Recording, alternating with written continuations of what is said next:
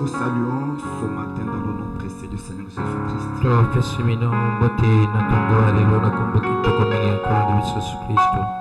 Nous allons incliner nos têtes pour un mot de prière.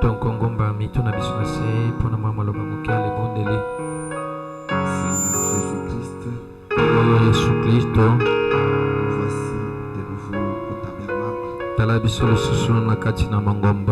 Nous sommes venus écouter ta parole, écouter ton conseil, parce que nous n'avons pas encore atteint la perfection par nos œuvres. Nous courons comme dans un stade pour atteindre le but. C'est pourquoi nous abandonnons entre tes mains comme l'argile, parce que tu es le potier. Puisses-tu nous parler, nous former, nous façonner, pour que nous puissions refléter ton image parfaite. Tout cela à travers. C'est pourquoi nous voulons que tu puisses bénir la lecture de celle-ci et nous en donner l'inspiration et que l'onction créatrice soit au milieu de nous pour accomplir des choses de sorte que les malades soient guéris, les faibles soient fortifiés, que les affligés soient consolés, que les soient délivrés, que les pécheurs soient sauvés, que les nécessités rencontrent les besoins.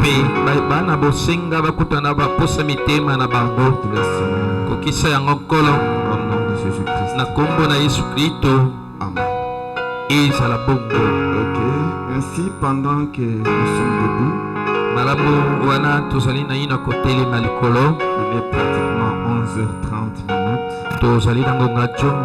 Nous allons ouvrir nos Bibles dans 1 Roi chapitre 17.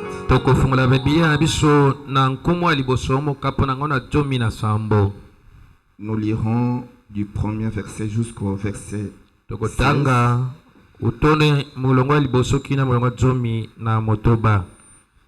Et je souhaiterais lire directement en français pour gagner le temps.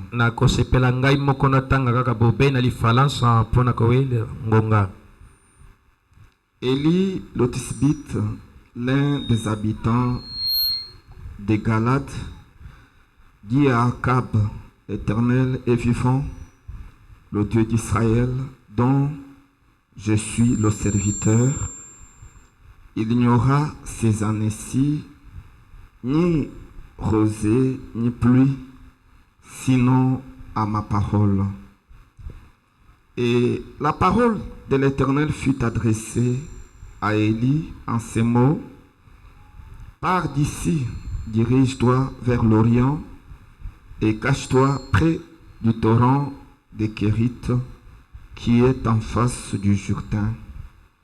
Tu boiras de l'eau du torrent, et j'ai ordonné aux corbeaux de te nourrir là. Il partit et fit selon la parole de l'Éternel, et il alla s'établir près du torrent des Kérite qui est en face du Jourdain. Les corbeaux lui apportaient du pain et de la viande le matin, et du pain et de la viande le soir, et il buvait de l'eau du torrent. Mais au bout d'un certain temps, le torrent fut à sec, car il n'y avait point tombé de pluie dans le pays.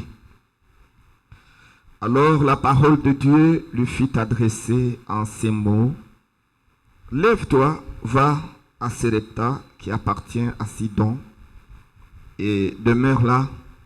Voici, j'y ai ordonné à une femme veuve de te nourrir. Il s'éleva et alla à Sérepta, Comme il arrivait à l'entrée de la ville, voici, il y avait là une femme veuve qui ramassait du bois. Il l'appela et dit, va me chercher, je te prie, un peu d'eau dans un vase afin que je boive. Et elle alla en chercher. Il l'appela de nouveau et dit, apporte-moi, je t'ai pris un morceau de pain dans ta main. Et elle répondit, l'Éternel, ton Dieu, est vivant. Je n'ai rien de cuit. Je n'ai qu'une poignée de farine dans un pot et un peu d'huile dans une cruche. Et voici, je ramasse 2 morceaux de bois. Puis, je rentrerai et je préparerai cela pour moi et pour mon fils. Nous mangerons, après quoi nous mourrons. Élie lui dit, ne crains point, rentre, fais comme tu as dit, seulement prépare-moi d'abord avec cela un petit gâteau et tu me l'apporteras. Tu en feras ensuite pour toi et pour ton fils.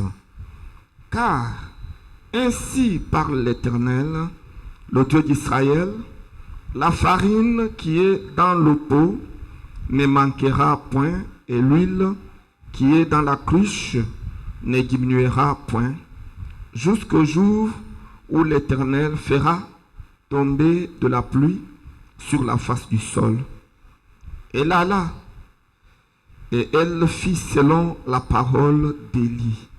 Et pendant longtemps, Élie de quoi manger, elle et sa famille, aussi bien qu'Élie. La farine qui était dans le pot ne manqua point, et l'huile qui était dans la cruche ne diminua point, selon la parole que l'Éternel avait prononcée par Élie. Puisse le Seigneur Jésus-Christ bénir la lecture de sa parole. Et ce matin, nous allons continuer et peut-être clôturer avec notre petit sujet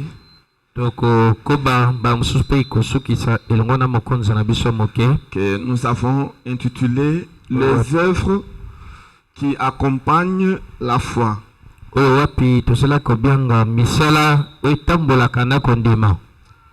Donc les œuvres qui accompagnent la prière, qui accompagnent le jeûne, pour amener la promesse de Dieu à s'accomplir. Parce que nous avons vu que toutefois quand Dieu donne sa promesse, il attache à cette promesse des conditions.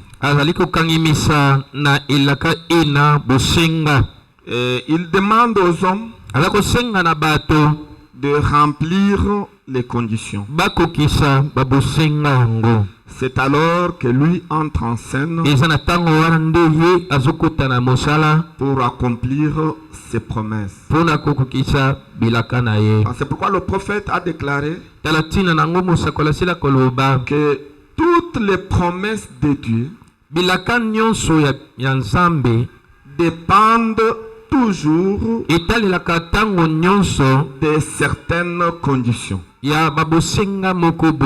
il ajoute que ce qui importe, ce n'est pas seulement la promesse, de connaître la promesse, mais ce qui importe, c'est de cerner quelle est la condition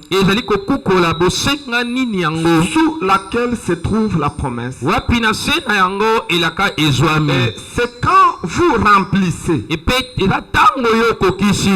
ces conditions-là que la promesse de Dieu s'accomplira dans votre vie. Voyez-vous, parce que le prophète montre que Dieu fera sa part et vous aussi, vous avez une part à faire.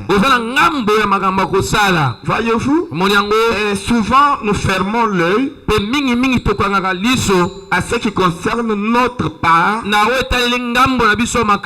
à faire. Et nous nous attendons à ce que Dieu fasse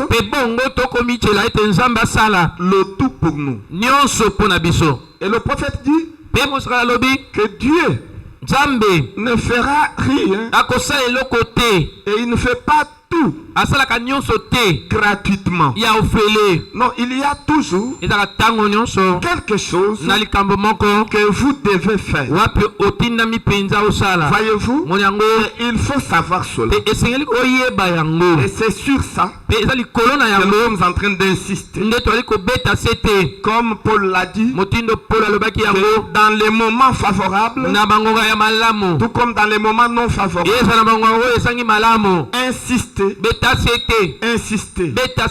Voyez-vous, c'est pourquoi nous revenons sur ça. C'est pour vous amener à comprendre que dans la parole de Dieu, il y a une part qui vous revient. Il y a des choses que vous devez faire pour stimuler Dieu à accomplir sa promesse. Et toutefois, que vous ne remplissez pas ces conditions-là, Dieu aussi croise ses bras et il vous regarde. Il vous regarde jusqu'à ce que vous saisissiez la vision, vous compreniez que vous avez quelque chose à faire. Voyez-vous, et c'est une insistance. Et nous avons vu beaucoup d'exemples que le prophète a donnés dans la Bible, tout comme dans le message. Et là où nous venons de lire, c'est l'exemple de la veuve de Serepta qui avait besoin du secours du Seigneur, qui avait besoin que Dieu accomplisse sa promesse dans sa vie. Mais vous allez remarquer que Dieu n'a pas accompli sa promesse d'emblée. Non, il a demandé à cette femme, la veuve de Serepta, de remplir d'abord la condition de sa part. Voyez, c'est seulement quand cette femme a rempli la condition, c'est alors que Dieu est entré en scène et il lui a apporté le secours. Oh, si quelqu'un comprend ça qu'il dit ça. Et ce qui s'est passé avec la veuve de Serepta, c'est ce que Dieu fait avec vous et moi. Et Dieu ne fait exception de personne.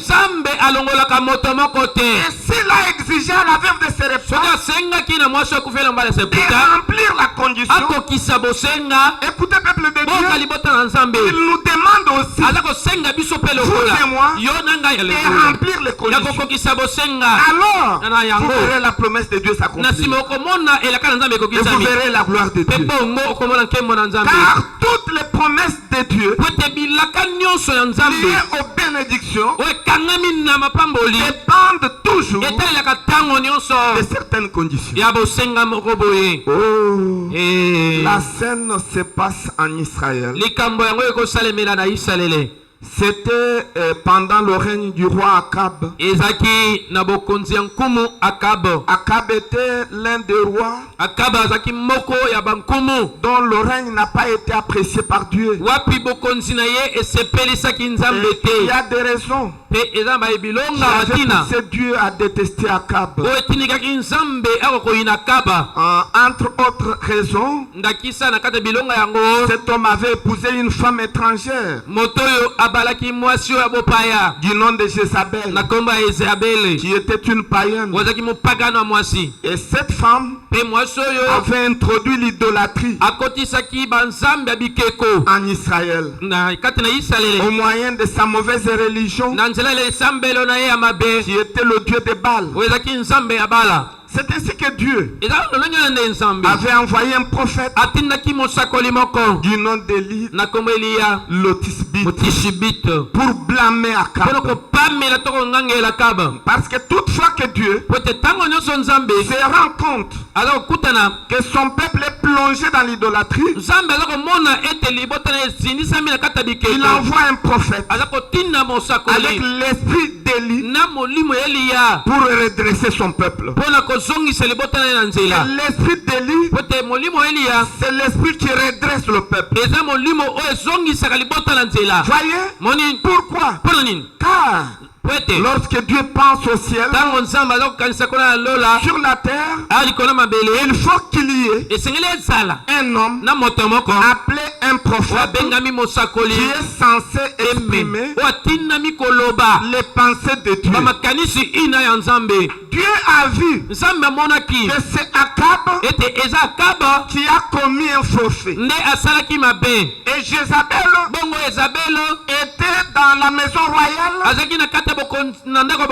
avec une mauvaise religion. Mais regardez, Dieu ne pouvait pas descendre lui-même pour blâmer Akab. Non, il ne pouvait pas le faire. Dieu en tant qu'esprit, il y a des choses qu'il ne peut pas faire sur la terre. Il a constaté bel et bien que son peuple et son roi ont chaviré. Ils ont quitté le droit chemin et ils sont entrés dans l'idolâtrie. Ils pouvaient les blâmer à partir du ciel, mais regardez, ils n'en avaient pas la capacité. Écoutez, le frère Branham déclare que Dieu est en dehors de la chair humaine. Il est presque impuissant. Il est presque impuissant. Donc pour que Dieu accomplisse des choses sur la terre, il doit faire recours à ses agents.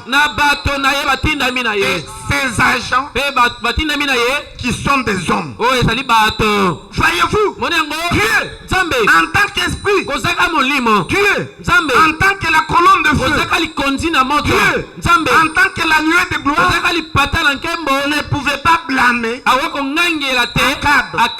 Il ne pouvait pas prononcer les paroles pour détruire Jézabel.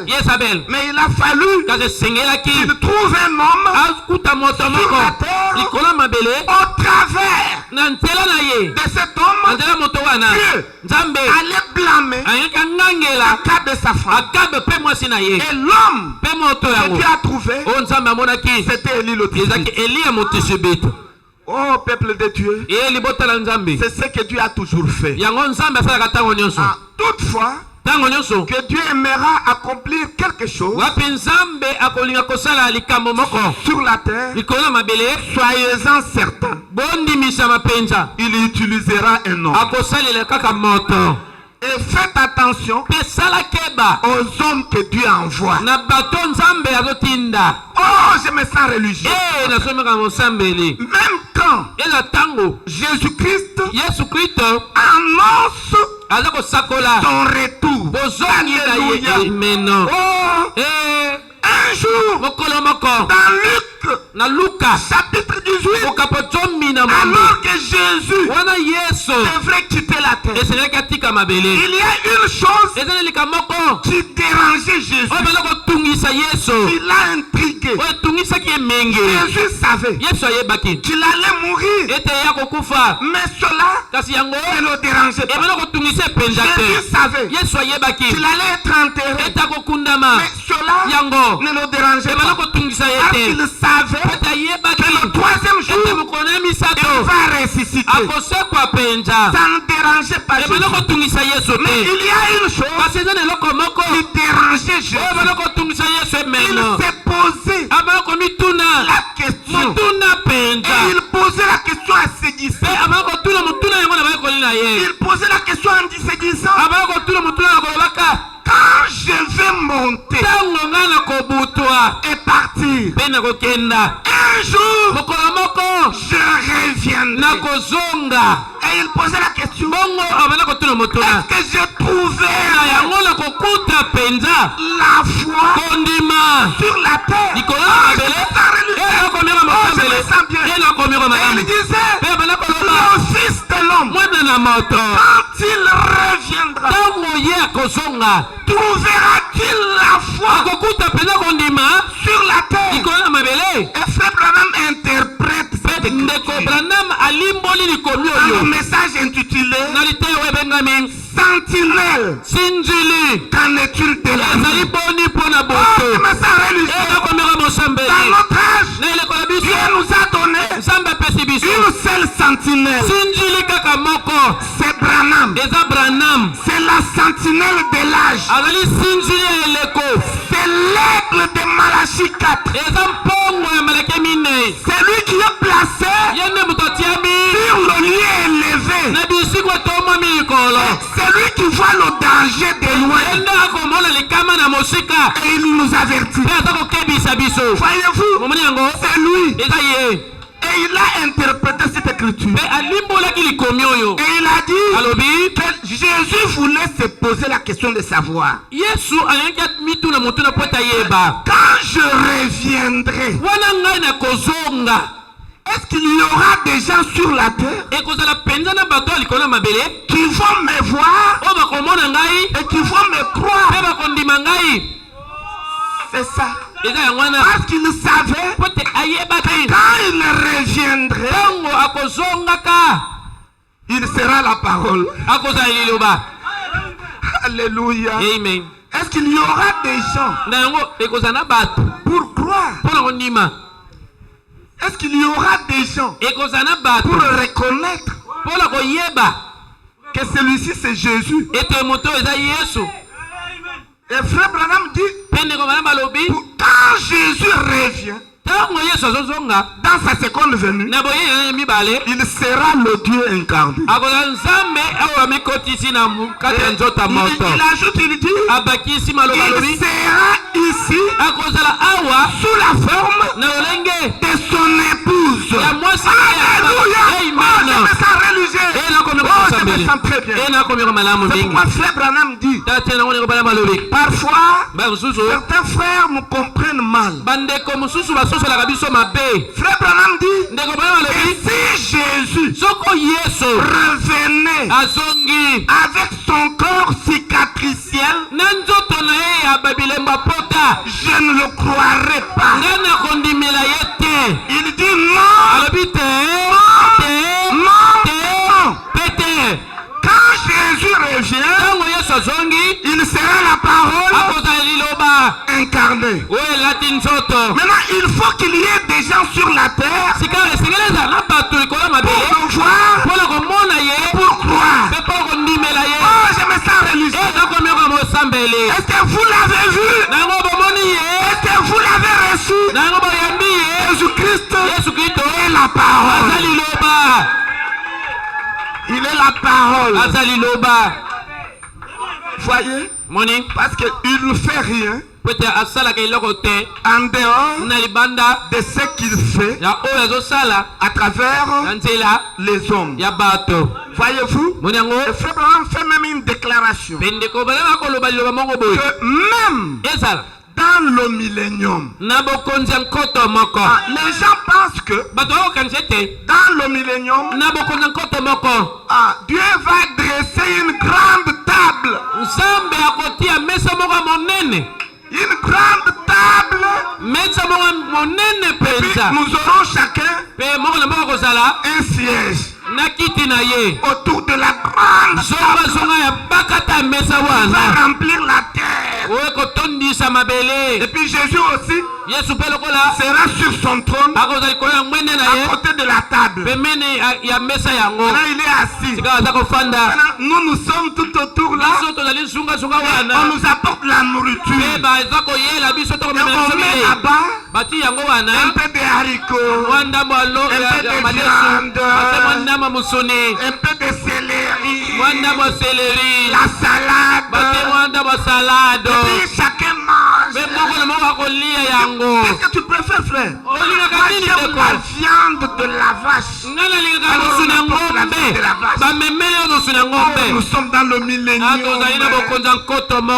Écoutez, si le millénium c'est ça, alors les Américains sont déjà dans le millénium. Écoutez, ce n'est pas comme ça que les choses marchent. Frère Branham dit que dans le millénium, Jésus sera le Dieu incarné. Alléluia. Amen. Il sera sous forme de son épouse.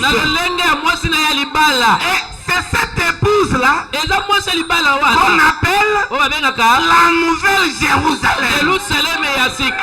C'est l'épouse, la parole. Oh, je me sens bien. Le prophète a déclaré ça dans le message intitulé L'Arche de Philadelphie.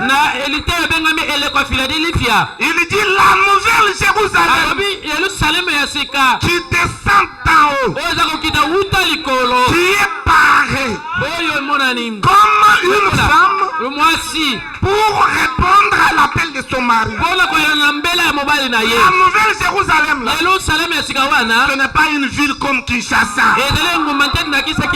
Ce n'est pas une ville comme Tokyo. Non, c'est l'épouse, la parole qui va régner sur cette terre. Sur cette terre. Oh, je me sens très bien. Écoutez mes frères, nous n'irons nulle part. Nous irons au ciel. Oh, écoutez, le ciel n'a pas été créé pour les hommes. Le ciel n'était pas créé pour les hommes. Le ciel a été créé pour Dieu et ses anges. C'est pourquoi on dit notre Père céleste. Jésus-Christ est le Dieu du ciel. Mais sur la terre, c'est lui qui est censé dominer. Qu'on appelle le Dieu de la terre, c'est l'homme. La terre c'est pour nous. Il ne faut pas prier en train de dire au Seigneur, amène-nous au ciel. Écoutez, nous irons au ciel pour une durée de 3 ans et demi. Et puis nous rentrons. Parce que le millénium va se faire sur la terre. Et Jésus sera le Dieu incarné. Incarné où? Incarné en vous. Incarné en moi. Incarné en Branham. C'est tout ce qu'on verra. Voyez? Et nous régnerons sur la terre. Écoutez, mais pour y aller, il faut avoir déjà la représentation de ce millénium en vous.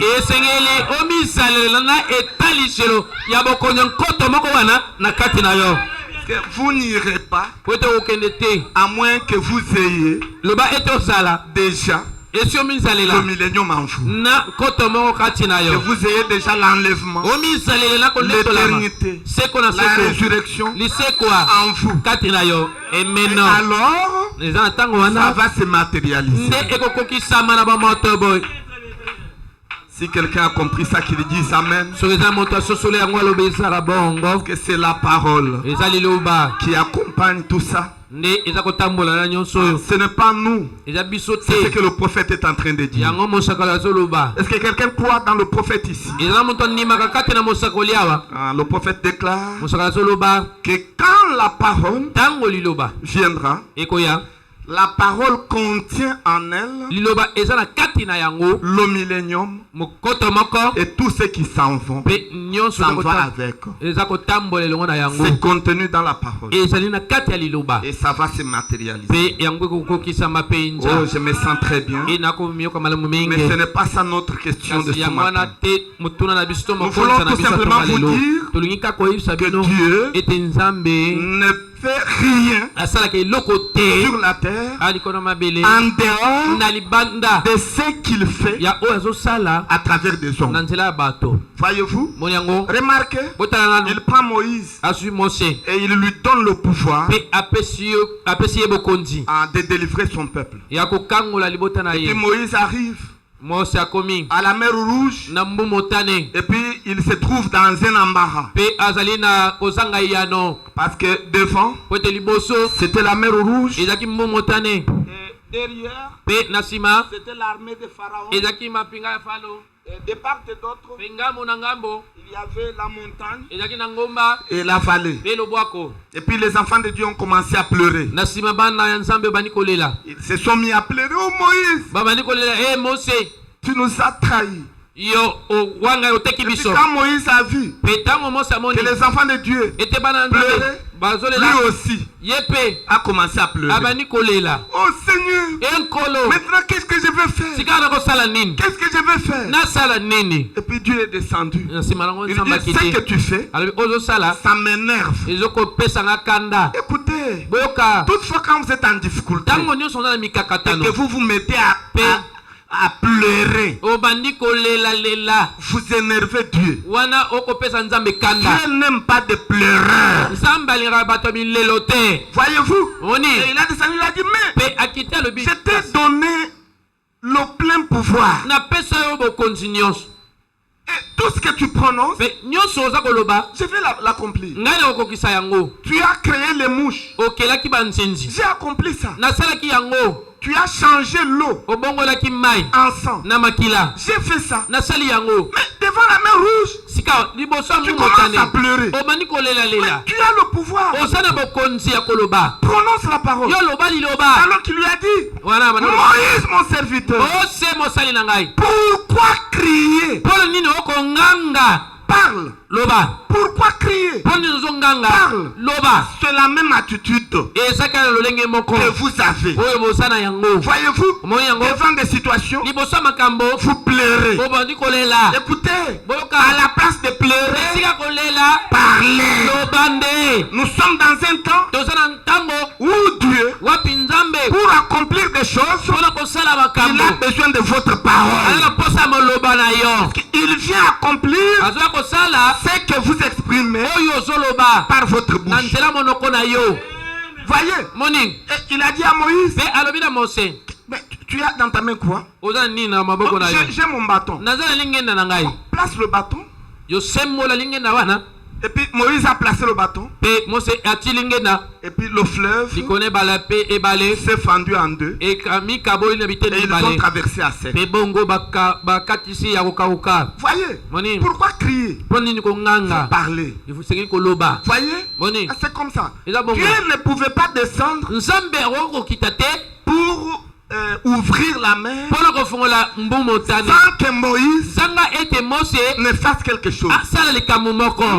Il fallait que Moïse mette le bâton. Alors ça va s'ouvrir. Alors Dieu devrait entrer en scène pour ouvrir la mer rouge. C'est comme ça que les choses se font. Donc il y a des choses que Dieu ne peut pas faire, à moins qu'il y ait quelqu'un qui puisse l'aider à le faire. Et ce quelqu'un-là, c'est vous et moi. Écoutez, une fois, au Branham Tabernacle, alors que Frère Branham prêchait, il y a eu deux garçons, un garçon et une fille, qui sont entrés. Ils se sont tenus au fond. Et puis ils se sont tenus debout et ils ont commencé à faire des gestes d'amour dans l'église. Ils sont en train de s'embrasser, de se donner des bisous, tout ça. Maintenant, pendant que Frère Branham était en train de prêcher, et puis c'était immoral dans l'église du Dieu vivant. Maintenant, Dieu a vu ce garçon-là, il a vu cette fille-là. Mais Dieu avait les capacités de les blâmer, de faire n'importe quoi sur ce couple-là. Mais Dieu ne l'a pas fait. Il est venu auprès de Branham. Il a dit, prononce la parole sur ce couple-là. Tout ce que tu vas dire, ça va s'accomplir. Tout. Ça va s'accomplir. Si tu veux qu'ils deviennent des aveugles, maintenant même, prononce seulement la parole, ils deviennent des aveugles. Si tu veux qu'ils deviennent des estropiés, prononce la parole, ils deviendront des estropiés. Voyez? Et Dieu, pour faire ça, pour punir ce couple-là, il fallait que la parole sorte de son prophète, sorte de l'homme. Vous voyez? Écoutez, il y a des choses, des circonstances qui vont changer dans votre vie à partir de la parole que vous prononcez. Il ne faut pas attendre que Dieu prononce la parole à votre place. Il ne le fera pas. Ce n'est pas sa manière de faire. Sur la terre, il faut que vous puissiez prononcer la parole et lui va exécuter ce que vous allez dire. Et Frère Branham a regardé ce couple-là. Il voulait les maudire. Et il a ouvert la bouche. Et de sa bouche est sortie la phrase: oh jeune couple, je vous pardonne. Alléluia. Oh, je me sens religieux. Et quand cette parole est sortie, au lieu que ce couple soit maudit, mais ce couple était pardonné. Parce que quand un homme prononce la parole, Dieu exécute la parole. Comme il a demandé le pardon, alors Dieu a pardonné. Et ces deux jeunes sont tombés par terre. Ils ont demandé pardon. Et ce jour-là même, ils se sont convertis au christianisme. Et ils étaient baptisés dans l'eau au nom du Seigneur Jésus-Christ. Vous voyez, il y a des choses que Dieu ne peut pas faire, à moins que vous et moi, nous puissions parler. C'est ce que nous vous disons. Il y a des choses parlées. Voyez-vous, ne vous attristez pas avec la main à la joue. Dieu n'aime pas cette attitude-là. Un chrétien est courageux et il parle.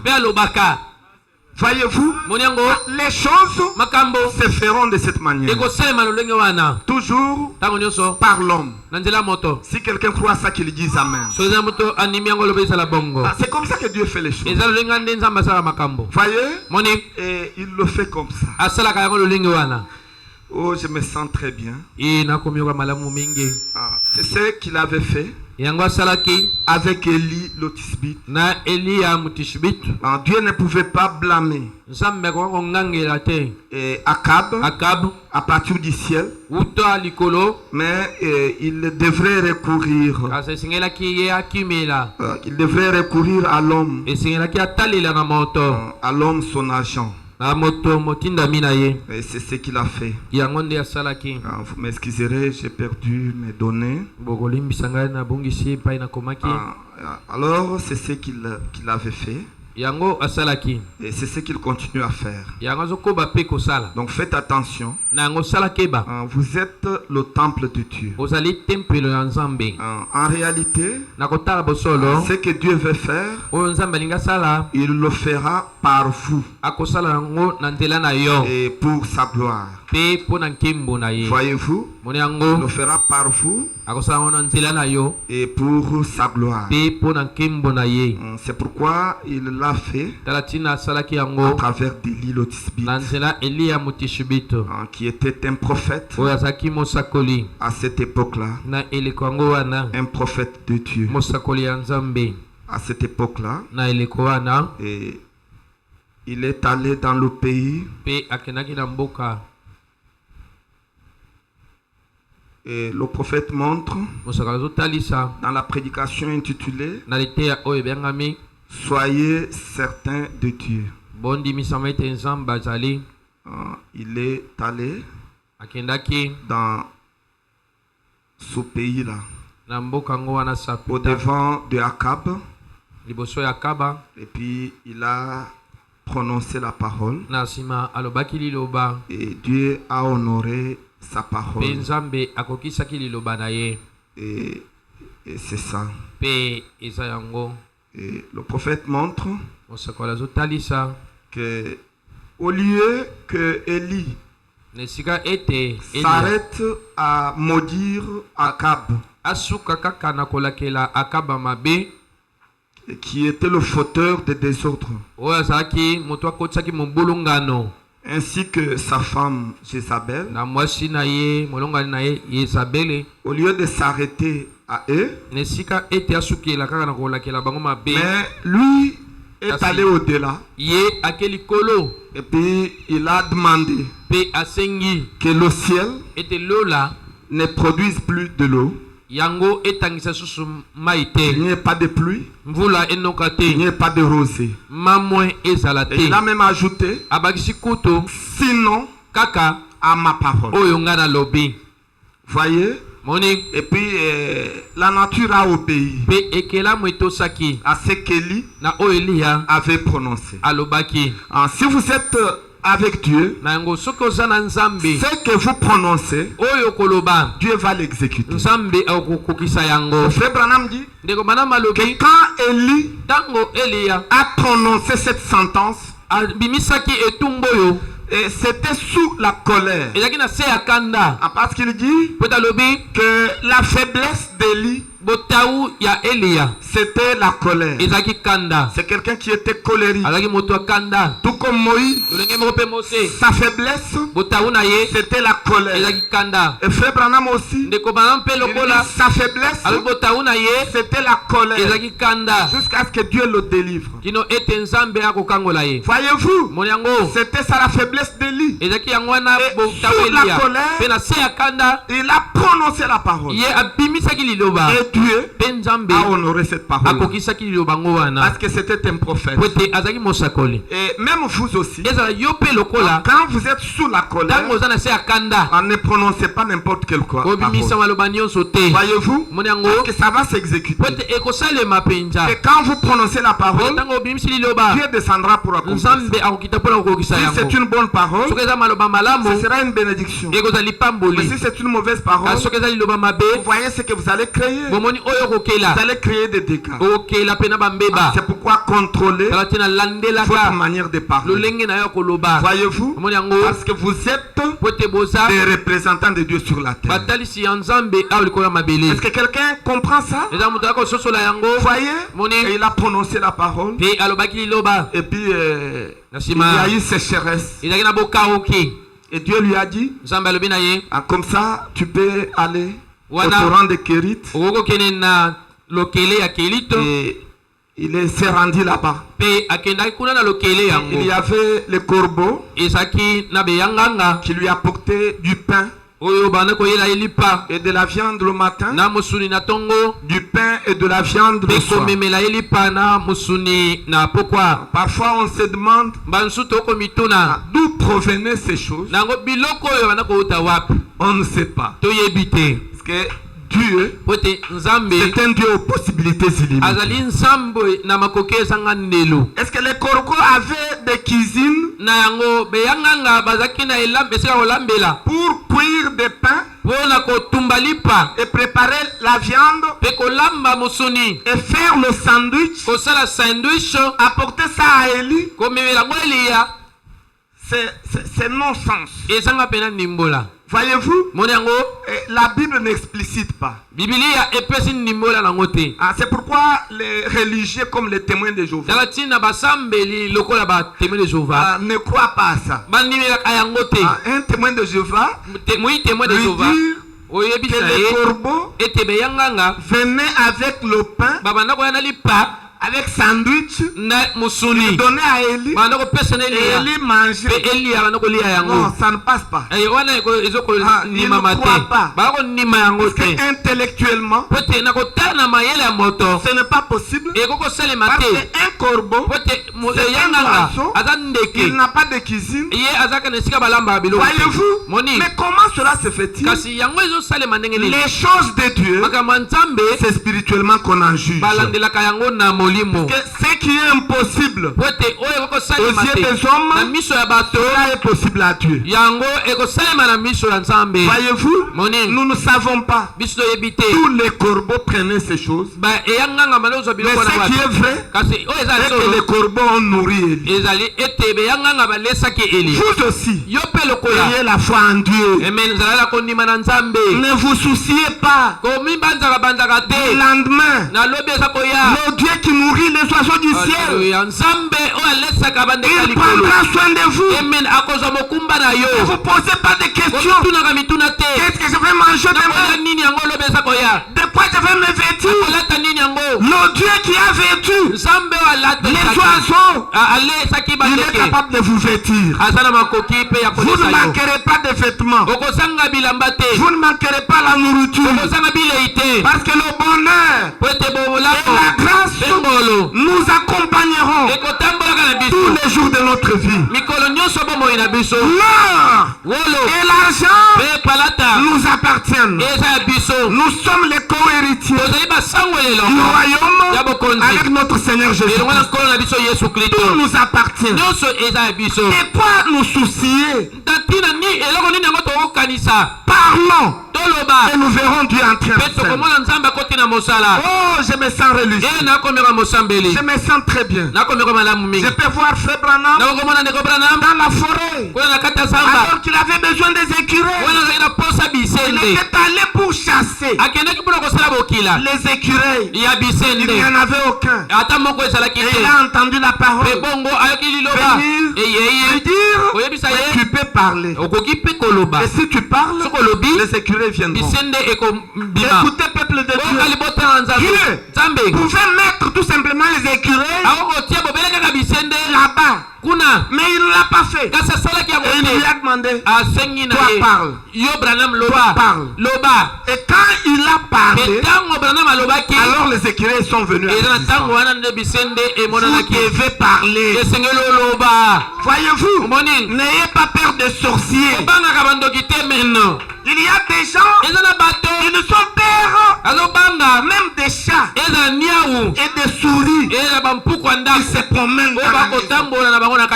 Il suffit qu'une souris puisse parcourir le plafond.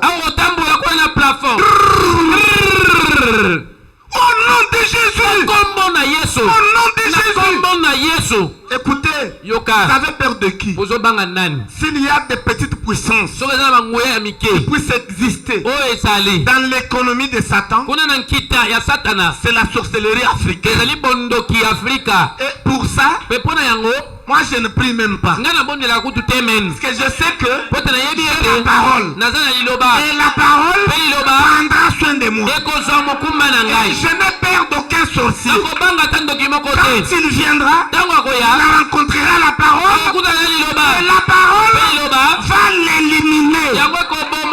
Oh, je me sens religieux. Les tabernacles et la parole. Frère Branham déclare que la parole de Dieu vaincra Satan n'importe où, à n'importe quand et dans n'importe quelle circonstance.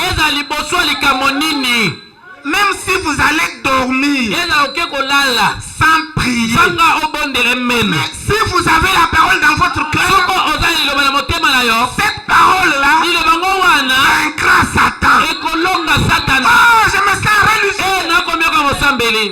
Ce n'est pas vous qui convainquez Satan. Ce n'est pas vous. C'est pourquoi la Bible dit que la guerre que nous avons, ce n'est pas avec notre chair, pas avec notre sang, mais c'est avec les esprits. Écoutez, et Dieu nous a donné l'arme la plus puissante que nous détenons pour battre à plate couture Satan et tous ses anges. La meilleure arme, c'est la parole. Vous avez la parole. Voyez-vous, vous avez la parole. Et soyez tranquille. La parole combattra pour vous. Puisque la parole, c'est Dieu lui-même. La parole a vaincu Satan au ciel. Et la parole vaincra Satan sur la terre. Si quelqu'un croit ça, qu'il dise Amen. Voyez-vous, il faut avoir la parole. Et c'est ça. Élie a maudit. Le pays par interdit. Il n'y avait pas de pluie. Il n'y avait pas de rosée. Pendant qu'il mangeait là, et puis à un moment donné, le torrent de Kérit a séché.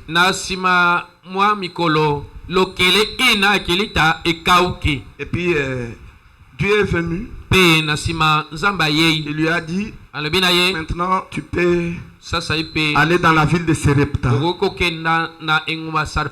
J'ai déjà prévu une veuve qui va prendre soin de toi.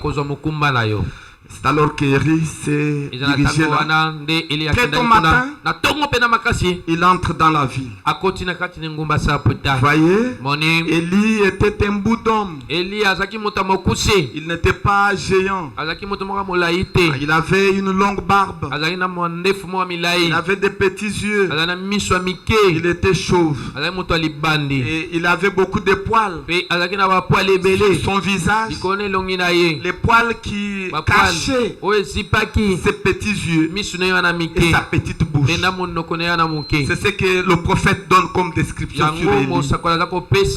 Et il était court de taille et il pouvait peser à peine 45 kilos. Et puis il est entré dans la ville très tôt matin. Et au même moment, la femme de Serepta, la veuve là, qui avait prié toute la nuit. Parce que tout ce qu'elle mangeait était allé jusqu'à sa fin. Il n'y avait plus rien. Il était resté avec une seule cuillerée de farine. Je voudrais dire une seule poignée de farine. Et une seule cuillerée d'huile. Et elle devrait faire le dernier gâteau. Et elle allait allait prendre ce gâteau, elle et son enfant, et puis ce serait fini pour eux. La suite, c'est la mort. Voyez, maintenant, elle avait toujours prié en disant, Seigneur, donne-moi le secours. Je n'ai pas de mari pour aller chercher la nourriture ailleurs. J'ai un enfant de 3-4 ans. Alors qu'est-ce que je vais faire, Seigneur? Envoie-moi le secours. Aide-moi, Seigneur. Voyez, mais Dieu n'était pas venu directement pour l'aider. Il a laissé que la nourriture aille jusqu'au bout. Quand elle n'est restée qu'avec la nourriture d'un seul jour, c'est alors que Dieu lui envoie un secours. C'était Élie le Tisbé qui vient très tôt matin. Et cette femme-là a senti dans son cœur une voix lui dire, ce très tôt matin-là, que lève-toi, va chercher le débois pour venir faire le feu et puis faire le dernier gâteau. Et puis elle est sortie. En sortant de la grille, elle regarde sur la route, elle voit un homme. C'était Élie le Tisbé. Et frère Branham dit que la profondeur appelle la profondeur. S'il y a un prophète quelque part, il y a aussi un peuple prophétique quelque part pour recevoir ce prophète-là. Dieu n'envoie pas un prophète sans qu'il y ait un peuple prophétique pour recevoir ce prophète. Et je crois ce matin que vous et moi nous sommes ce peuple prophétique. Parce que la profondeur appelle la profondeur. Quand vous avez besoin de quelque chose, sachez que il y a quelque part Dieu qui a déjà prévu cette chose-là pour vous. Ça se trouve quelque part. Et il suffit que Dieu vous donne la révélation.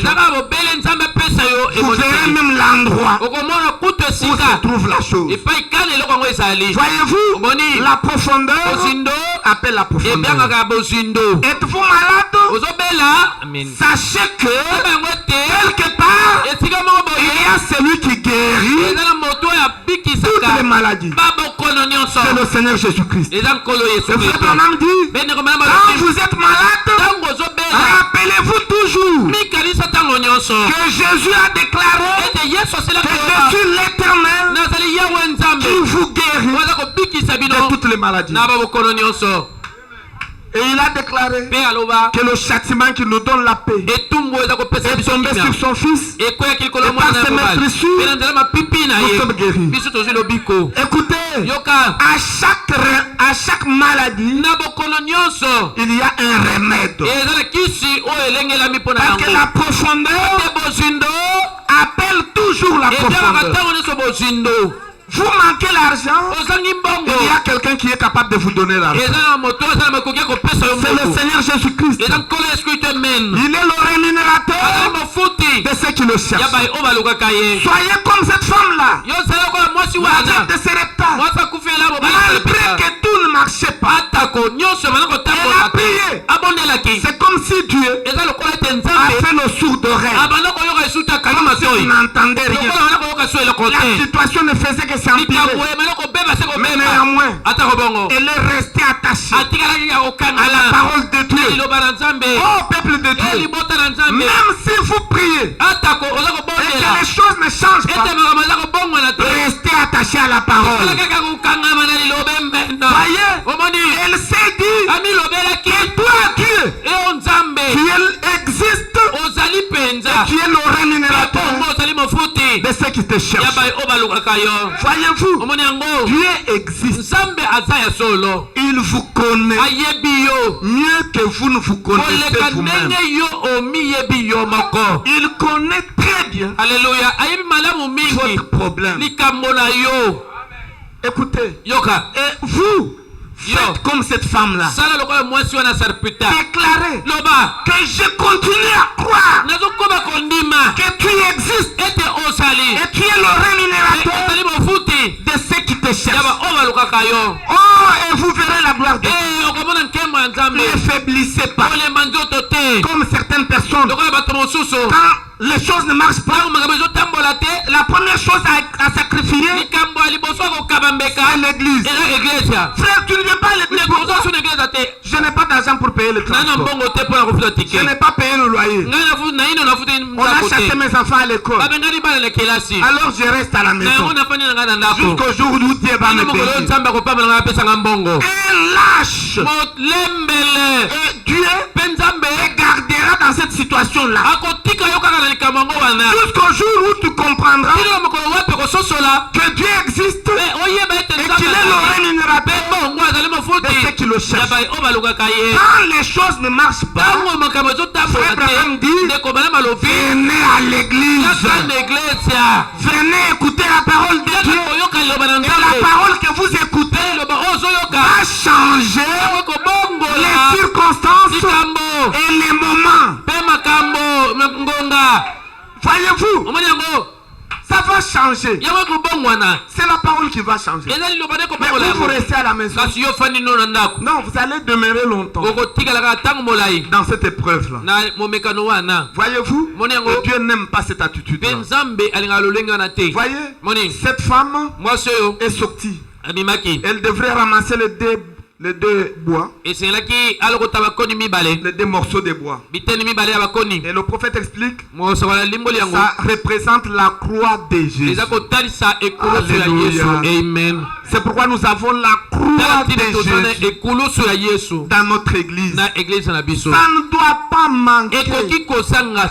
Une église sans la croix, elle est incomplète. Que notre salut, nous l'avons reçu sur la croix du Calvaire. Et aujourd'hui, il y a même des prédicateurs qui sont des théologiens déboussolés. Ils pensent que la croix, c'est un signe catholique.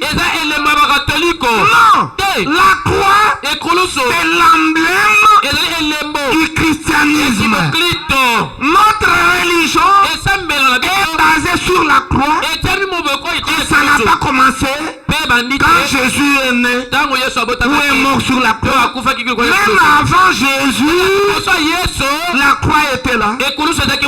C'est cette femme-là, la veuve de Sarepta, qui a pris les deux morceaux de bois et elle les a croisés. Voyez-vous, il a produit la croix. C'est alors qu'elle a pris la farine et elle a pris l'huile, elle a mélangé, elle a placé sur le feu qui était produit par le débois qui formait la croix. Alors cela a produit le petit gâteau qu'elle a apporté à Élie. Écoutez, peuple de Dieu, Frère Branham dit que la farine, c'est la parole. Et l'huile, c'est l'esprit. Et quand vous aurez les deux, recourez à la croix. Ne mélangez pas ça. Je ne sais où. Revenez toujours à la croix. Voyez-vous, car c'est là où notre salut s'est produit. Voyez, c'est là où la parole se rend chère sous forme d'un petit gâteau. Voyez-vous, et c'est ce que Jésus-Christ a fait. Voyez-vous, gardez toujours l'équilibre dans la parole de Dieu.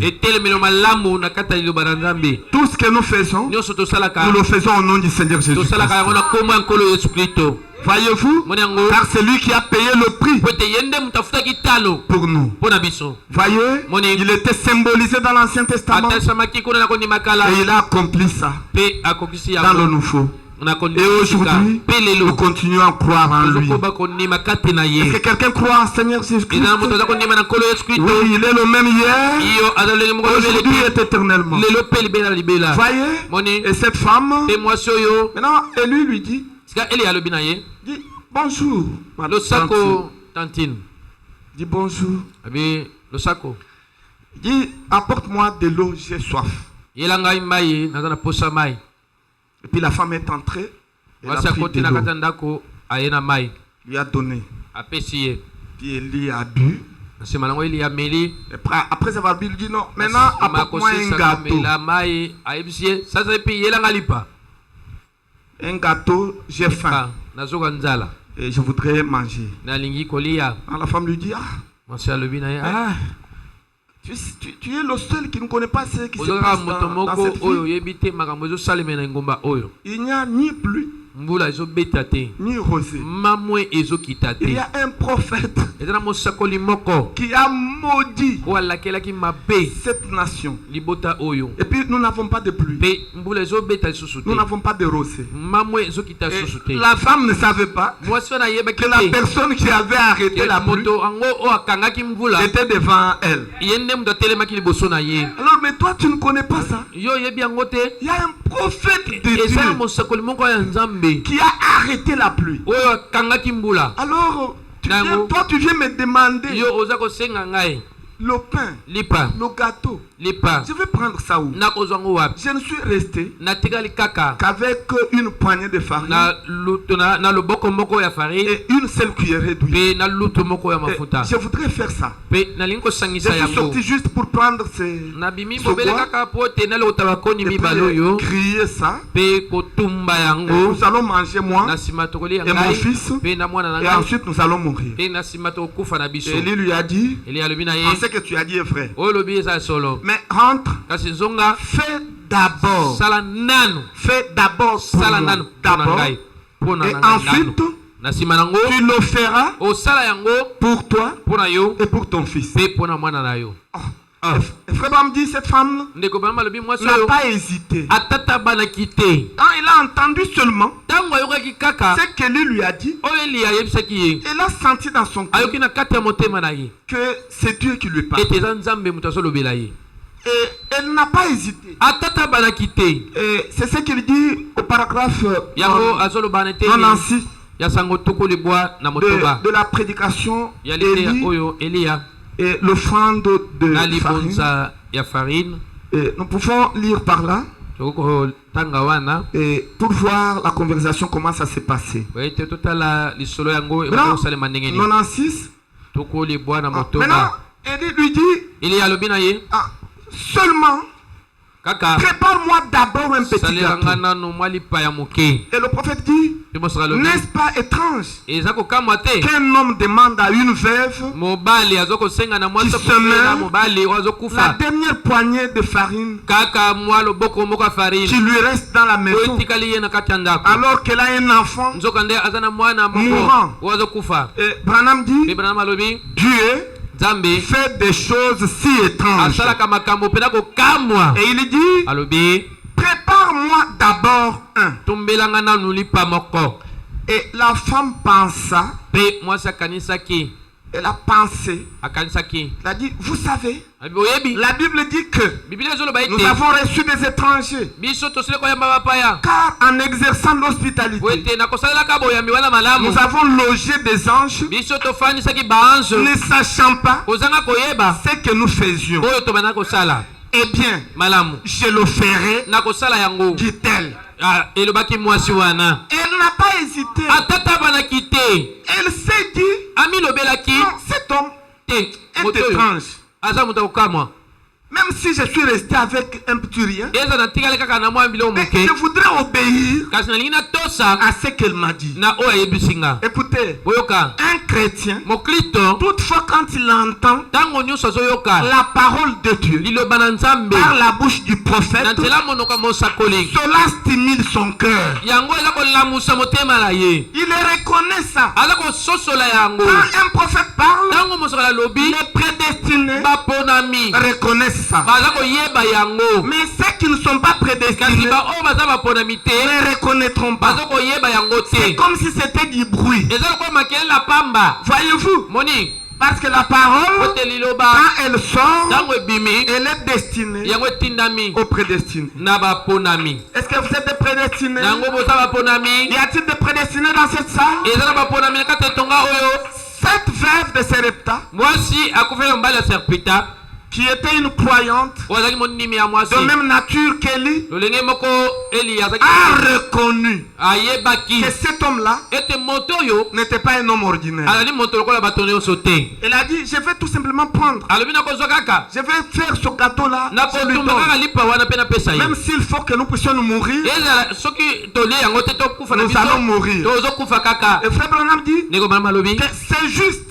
Quand elle a tourné le dos pour aller faire le gâteau, c'est alors qu'Élie lui dit que comme tu as accepté de m'apporter le gâteau, alors l'huile qui est dans la cruche ne tarira pas, et la farine qui est dans le pot ne terminera pas.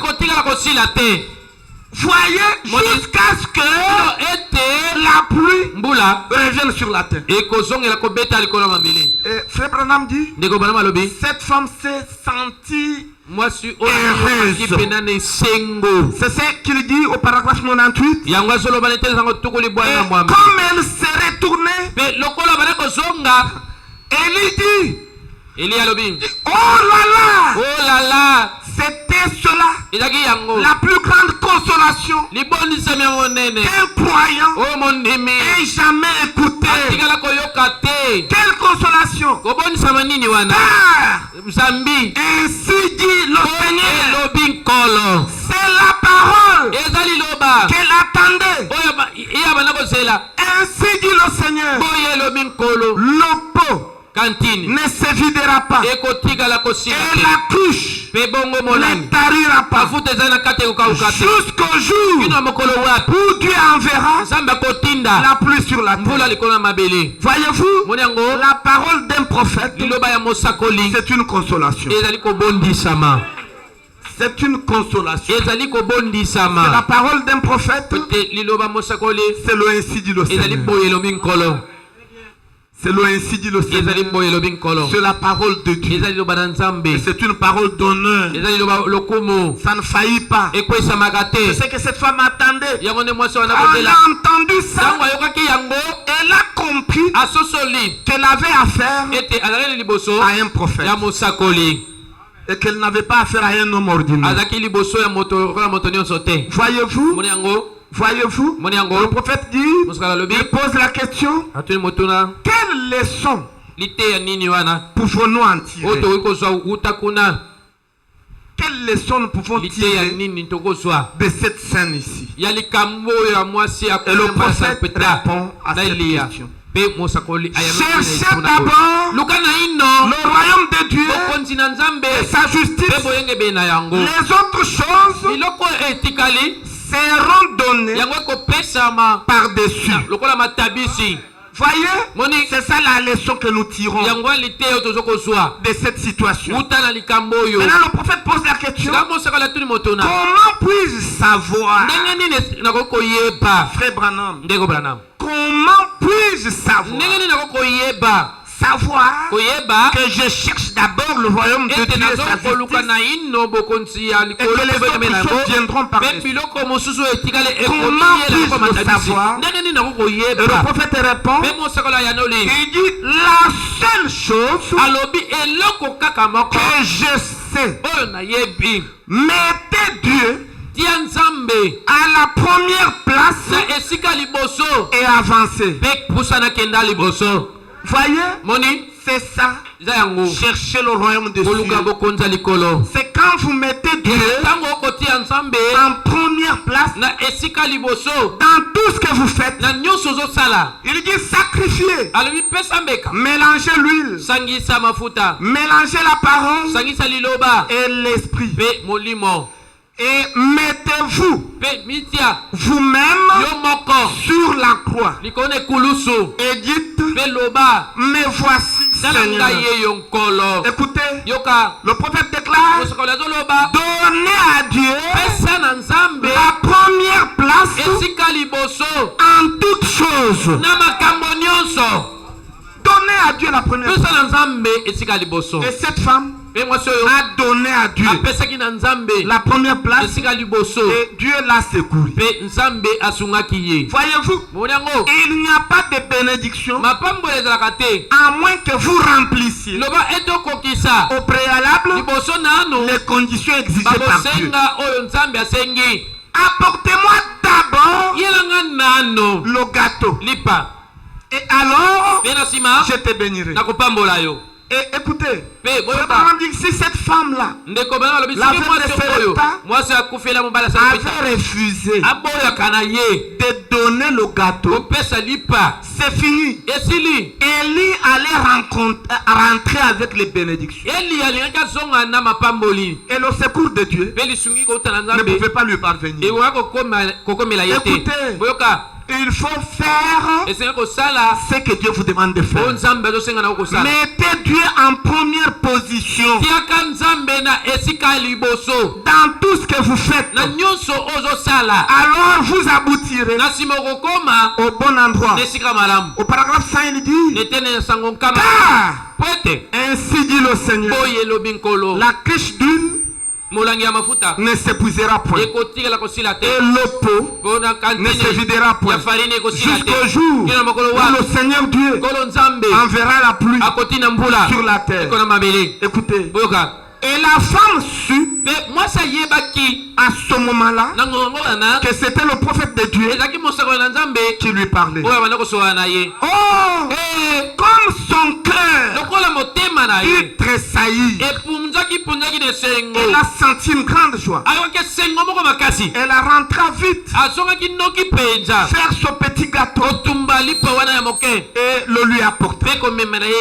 Et non seulement le gâteau, avec de l'eau.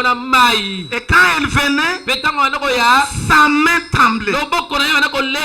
La main tremblante, elle vient donner à ce vieillard au jour creux.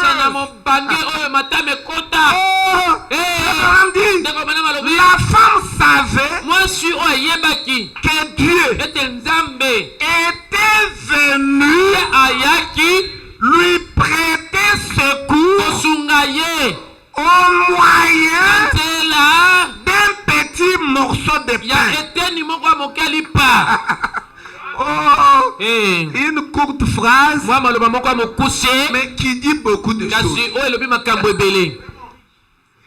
Oh, je me sens bien. La femme savait que Dieu était venu lui prêter secours en échange d'un petit morceau de pain. Maintenant, Dieu était venu lui prêter secours. Sous quelle forme? C'était sous quelle forme? C'était sous la forme d'Élie. D'Élie le Tisbite. Voyez? C'est sous cette forme-là. Dieu est venu lui porter secours. Et pour que Dieu lui porte secours, Élie lui demande d'abord un gâteau. Voyez? D'abord un gâteau. Toutes les promesses de bénédiction de Dieu dépendent toujours des conditions. Vous remplissez la condition, Dieu honore sa parole. Et il accomplit aussi sa promesse. D'abord le gâteau. Et ensuite la bénédiction. Voyez-vous, c'est comme ça que les choses marchent. Et quand Dieu vous secourira, c'est par la voix des hommes. C'est pourquoi le prophète dit, respectez tout le monde. Parce que vous ne savez pas d'où vous proviendra le secours. Dieu utilisera n'importe quel homme, n'importe quelle femme pour vous apporter le secours. Et respectez les gens. Voyez-vous, vous ne savez pas qui est qui. Voyez-vous, soyez hospitalier. Quelqu'un vient chercher un refuge chez vous, ne lui privez pas le refuge. Vous ne savez pas qui est-il. Vous avez prié toute la nuit au Seigneur. Fais ceci, fais cela. Et puis le matin, vous voyez un petit pauvre mendiant qui vient demander, aide-moi. Aide-moi, préso, aide-moi. Et vous le chassez. Toi, tu as des jambes avec des mains. Tu as travaillé. Je n'ai pas l'argent à te donner. Quitte ici. Pauvre que tu es. Et si vous avez les chiens, vous pouvez me dire. Non, ce n'est pas comme ça. Soyez hospitaliers. Soyez hospitaliers comme cette veuve-là. Tout le monde. Même s'il n'est pas du message. Amen. Il ne faut pas recevoir seulement ceux du message. Non. Ce que le prophète refuse, c'est de se marier aux incroyants. Ça ne le fait pas. Mais pour ce qui est de les recevoir, recevez-les. Quand ils ont des besoins, donnez-leur ce qu'ils cherchent. C'est un ordre. Vous ne savez pas qui est qui. Vous ne savez pas. Voyez-vous, que Dieu vous viendra au secours, mais au moyen des hommes. Il va utiliser des hommes. Il ne va pas utiliser les arbres. Il n'utilisera pas le soleil ou la lune. Non, il va utiliser des hommes. Et si vous rejetez ces hommes-là, vous rejetez le secours de Dieu. Voyez, c'est comme ça que les choses marchent. Et elle a saisi cette opportunité. Et 101, le frère Branham dit, oh, saisissez-vous simplement de cette petite promesse de Dieu et mettez tout en ordre et hors du chemin et voyez ce qui se produira et éloignez l'incrédulité du cœur. Prenez simplement cette petite conviction que vous avez et déposez-la sur la croix et dites, c'est tout ce que je possède. Seigneur, prends-le. Voyez ce qui s'ensuit. Ainsi dit le Seigneur. Oh, il est absolument le même aujourd'hui comme il l'a toujours été. Et c'est que cette femme attendait. Et c'est ce que vous et moi nous attendons. Voyez, c'est la parole de Dieu. Ainsi dit le Seigneur. Mais avant cela, préparez d'abord le gâteau. La condition exigée. C'est ce qu'il fait. Et c'est ce que Dieu demande. Que ce soit dans vos études, que ce soit dans le mariage, que ce soit au travail, dans votre commerce. Mettez Dieu en première position. Voyez-vous, c'est comme ce que je vous disais. On a lu avec vous. C'était le mercredi. Ce que Dieu avait fait avec John Charit, qui était cet Américain qui était pauvre, né d'une famille pauvre, qui avait aimé le Seigneur depuis son bas âge. Et il avait besoin de la richesse matérielle et financière. Mais regardez, il a travaillé pendant 10 ans et il a acheté sa maison de 3 pièces. Il a acheté sa maison et il est entré dans sa maison avec sa femme. Voyez, à peine d'entrer dans la maison, Dieu vient, il lui parle dans une vision et il lui dit, prends ta maison, donne à mon serviteur. C'était le docteur Satan, qui était en train d'animer la campagne d'évangélisation. C'était dans la ville de Phoenix. C'est là où habitait John Charit. Maintenant, Dieu lui dit de lui donner sa maison. À peine d'occuper la maison. Il avait épargné pendant 10 ans. 10 ans. Maintenant, à peine d'entrer dans cette maison, Dieu lui dit, donne ça à mon serviteur. Toi, reste comme ça.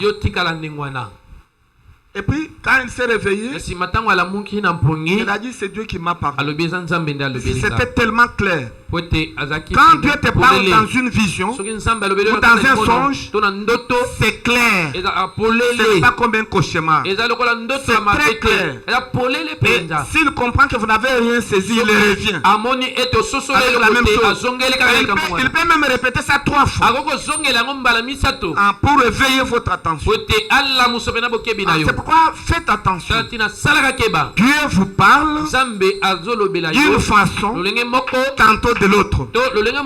Ne négligez pas les songes. Ne négligez pas les visions.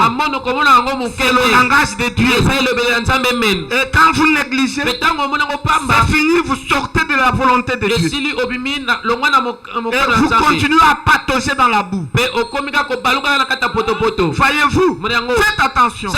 Ce sont les moyens secondaires que Dieu utilise pour nous parler. La prophétie, les parler en langue, les songes, les visions, ce sont des moyens secondaires. Parce que le moyen principal, c'est la parole. Comme nous prêchons comme ça. C'est le moyen principal que Dieu utilise pour vous parler. Maintenant, il a aussi des moyens secondaires. Ce sont des songes. Voyez, quand John Charit a eu ce songe, il n'a pas hésité. Il en a parlé à sa femme. Et sa femme, qui était aussi croyante, n'a pas hésité. Il a dit, chérie, comme c'est Dieu qui t'a parlé, c'est que Dieu a quelque chose d'autre qu'il veut faire avec nous. Alors prenons simplement la maison, donnons ça au prédicateur. Et puis ils sont allés chercher le prédicateur. Ils ont pris la maison. Ils ont remis ça au prédicateur. D'ailleurs, c'était un puissant évangéliste réputé qui avait des moyens. Il avait même plus de moyens que John Charit.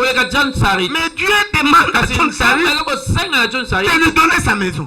C'est comme ça que Dieu fait les choses. Il y a des gens, pour payer les dîmes, il regarde d'abord l'état financier du pasteur. Le pasteur semble avoir beaucoup d'argent que moi. Comment je peux lui donner encore la dîme alors que c'est lui qui a beaucoup d'argent, moi j'ai peu d'argent? Non, ce n'est pas comme ça que les choses marchent. Même s'il a beaucoup d'argent, la dîme, ce n'est pas pour vous. Donnez ça. Voyez-vous, c'est alors que vous verrez la gloire de Dieu. Il lui a donné la maison. Est-ce que vous pensez que le prédicateur là manquait de maison? Non, il en avait.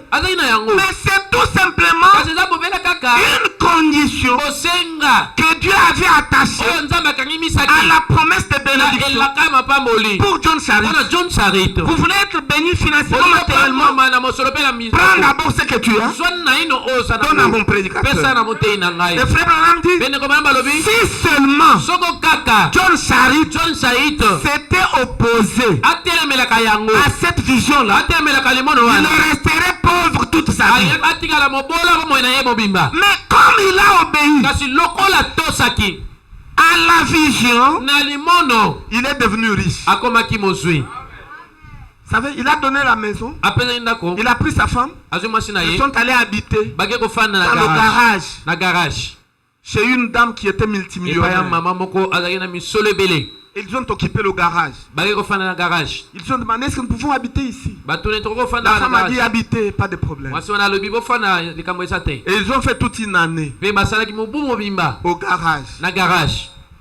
Voyez? Et ils sont restés dans la parole de Dieu, dans l'intégrité. Et cette femme-là a aimé l'intégrité du cœur de John Charit. Chaque matin, il le voyait. Cette femme-là n'était pas chrétienne. Mais quand elle a vu John Charit, chaque fois lire la Bible, elle est allée acheter la Bible. Elle a commencé à lire aussi. Et sa vie commençait à changer. Et pendant qu'elle dormait, Dieu vient et lui parle. Il dit, tu as beaucoup d'argent. Prends un chèque de $10,000, donne à mon fils John Charit pour qu'il puisse faire les affaires. Il est un homme d'affaires. Puis il s'est réveillé. C'est une vision. C'est pas possible. Ça, c'est Dieu qui m'a parlé. Alors, elle n'a pas hésité. Et puis, elle est venue. Elle a pris le chèque. Elle a rempli $10,000. Elle est venue.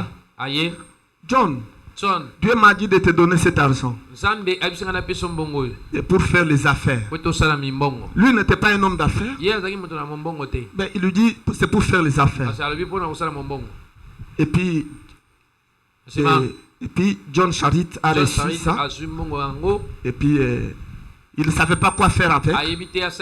Mais une idée lui est venue. Et il a trouvé une maison quelque part à vendre. Il a acheté. Il a arrangé. Il a acheté à $2,000. Il a arrangé. Et puis il a vendu à $6,000. Et puis il s'est lancé dans cette affaire-là. Il ne faisait qu'acheter des maisons, arranger, revendre. Et puis il est devenu multimillionnaire. Et au Branham Tabernacle. Et puis il était parmi ceux qui soutenaient l'œuvre. Il donnait des dîmes. Et Frère dit que Dieu l'a béni, parce qu'il donnait régulièrement ces dîmes. Et il dit que ce sont les deux choses qui ont motivé Dieu à bénir John Charit. La première chose, elle a donné sa maison au prédicateur. La condition remplie. Et la deuxième chose, elle payait correctement ses dîmes. Elle est devenue multimillionnaire. Jusqu'à aujourd'hui, on parle de lui. Donc sa famille, lui est déjà parti. Mais sa famille est riche. Et c'est une grande fondation aux États-Unis. Et même en Afrique, ils ont des postes partout, même ici en RDC. Ils ont beaucoup d'argent. Voyez-vous, tout a commencé par là. Voyez-vous, tout a commencé par la maison qu'elle avait donnée au docteur Satan. Vous voyez, c'est comme ça que les choses marchent. Il y a toujours des conditions à remplir. Alors la promesse de Dieu va s'accomplir. Voyez-vous, ce sont des conseils que nous vous donnons. Et il y a des exemples légions que nous avons donnés pour vous montrer qu'il faut toujours remplir les conditions exigées par Dieu. Et ensuite, vous verrez la gloire de Dieu. Et Dieu accomplira sa promesse. Voyez-vous, et faites ça. Et vous verrez la gloire de Dieu. Donc mettez Dieu en première place. Voyez-vous, dans tout ce que vous faites, mettez Dieu en première place. Vous travaillez, éprouvez Dieu. Quand vous avez l'argent, tout ce que Dieu vous donne, le prophète dit que tout ce que Dieu a donné à John Charit, John Charit a prélevé la dîme qu'il a donné à Dieu. Vous aussi, tout ce que Dieu vous donne, prélevez les dîmes et donnez à Dieu. Vous verrez la gloire de Dieu. Vous ne serez pas pauvre. Vous deviendrez riche. Ne soyez pas des John Charit théologiens. Au Seigneur, tu as béni John Charit. Au Seigneur, de moi aussi John Charit. Mais la dîme, vous n'avez jamais payé même une seule fois. Maintenant, par quelle magie Dieu va-t-il vous bénir comme John Charit? Rien du tout, il ne le fera pas. Et Dieu vient là-bas. Bon, tu as l'argent. On est en train de d'acheter la parcelle de l'église. Tu as $1000 ici. Tu ne peux pas donner, va donner. Va donner pour l'achat du terrain. $1000. Donc ça, je viens d'avoir ça. De la restourne. J'ai fait toute une année. Maintenant, toi tu me dis, allez donner ça pour l'achat du terrain. Ah, non. Non, en tout cas, ça ce n'est pas Dieu. Surtout si vous en avez parlé à votre femme et que votre femme n'est pas chrétienne. Nini? Quoi? Oh, comment on a besoin de dire que les cet argent-là de ristourne que tu as donné, comme tu as réussi ça, sans enlever même un franc. C'est pas Dieu qui t'a parlé. C'est Satan, le Kadia Pemba qui vient de te parler. C'est comme ça que ça fonctionne. Dès que vous ne faites pas ça, c'est fini. Donc votre bénédiction est partie. Et c'est pour du bon. Ça ne reviendra plus. C'est comme ça. Faites attention, peuple de Dieu. Faites attention au langage de Dieu. Dieu vous parle toujours. Et des fois, il vous parle par un murmure dans le cœur. Il vous parle. Mais vous vous doutez. Faites ceci pour mon serviteur. Vous vous doutez. C'est comme ça. Et ça ne marchera pas. À moins que vous puissiez saisir la vision. Parce que toutes les promesses des bénédictions de Dieu dépendent toujours des conditions. Et ce qui importe, ce sont des conditions que vous remplissez. Et c'est alors que Dieu se voit obligé d'accomplir sa promesse. Et vous serez bénis. Est-ce que quelqu'un a saisi ça? C'est un conseil gratuit. Que Dieu vous bénisse. Est-ce que nous pouvons acclamer pour la gloire du Seigneur Jésus? Nous allons nous tenir debout. Nous allons nous tenir debout pour chanter pour la gloire du Seigneur Jésus-Christ. Et il est tout simplement merveilleux. Nous allons chanter le cantique comme le conducteur l'a prévu avant de prier.